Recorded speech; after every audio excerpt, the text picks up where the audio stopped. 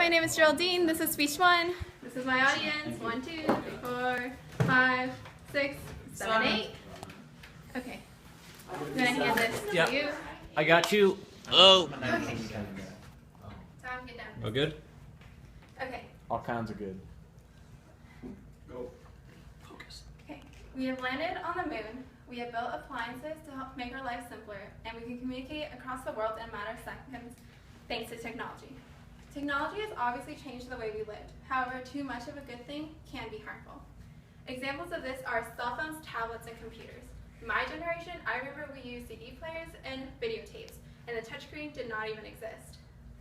I'm curious to see how technology really affects our younger and older children alike. It's important to know the effects these devices can have if they are not controlled, and how great tools they can be if they are. Cell phones are used for talking, texting, and cheating. With cell phones, kids are getting the advantage dishonestly in different ways, such as sending or receiving pictures of text messages, or sending or receiving pictures of the text, as well as searching it on Google. Now, how many kids are actually cheating? Kelly Wallace wrote wrote an article based on a national survey of 2,000 students and reported that 1/3 of them said that they have cheated using a cell phone. Technology gives us access to important information, and it's a great source. However, it's important to not take the source for granted. Surprisingly enough, 1 in 4 students did not think that storing information on their phone and using it on a test was actually cheating. CBS News, 2009.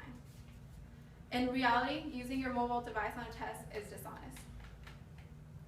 In addition to using cell phones in the classroom, they are also being used on the road. Texting and driving has almost become a lethal weapon.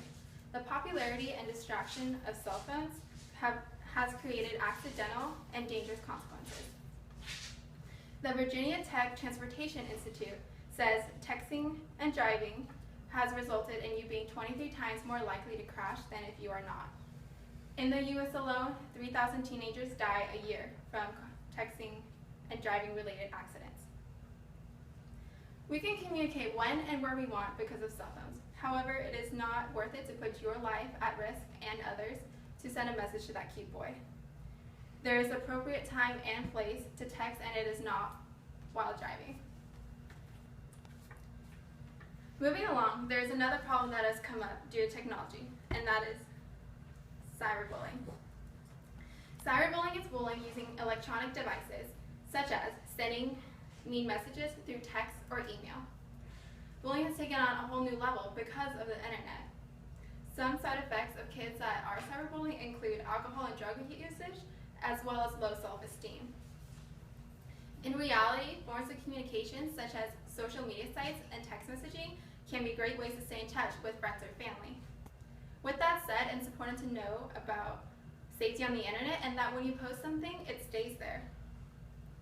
The internet can be a great source and tool, but it can also be dangerous. Now let's consider our younger generation, children who grew up with tablets and smartphones, and some positive and negative effects it can have on them. Furthermore, technology is not only affecting young adults, but also babies as young as 1 to 2 years old. Parents are giving their iPads and smartphones to children to keep them distracted during car rides or trips to the grocery store. However, as a result that I read from an article by Victoria Wollaston, 1 in 3 children use tablets and phones before they can even talk. With no limit to their access to it, children are becoming addicted. Signs of addiction include lack of interaction because their interaction is through apps and games, as well as withdrawal symptoms such as anxiety and irritability. Researchers are concerned that children growing up this way will lack vital social skills. Some parents even go as far as sending their children to therapy. When used correctly, tablets and smartphones can be great tools. The Autism Spectrum Disorder has developed and donated many programs to autistic children to help with their communication and learning skills. One example of how we can help children is Dr. Dimitri Christakis of the Seattle Children's Research Institute says it's okay for children, or babies, older than 4 months old to use tablet games because it teaches them a cause and effect reward system. However, No more than 10% of any activity, no more than any activity should not take more than 10% of their time. Children need to sing, read, and play and interact, and an iPad cannot replace that. With presenting you this information, I hope you are all informed of the ways technology can get out of hand and how great tools they can be if they are used in moderation. Some main points that we are going to go over is problems technology has created with routines such as cheating, cyberbullying, and texting-related car crashes. As a result, we need to be educated on safety on the internet, realize that it is not worth it to send that message because it risks your life, and it's important to know the material and not take our sources such as our phones for granted, especially on a test. At the same time, children are becoming addicted to devices such as cell phones and tablets. However, when not being done 24/7, it can be a great learning tool, especially for autistic children. One more thing, I'm going to read you this quote by Jonathan Sachs. Technology gives us power, but it does not and cannot tell us how to use that power. Thanks to technology, we can instantly communicate across the world, but it doesn't help us know what to say.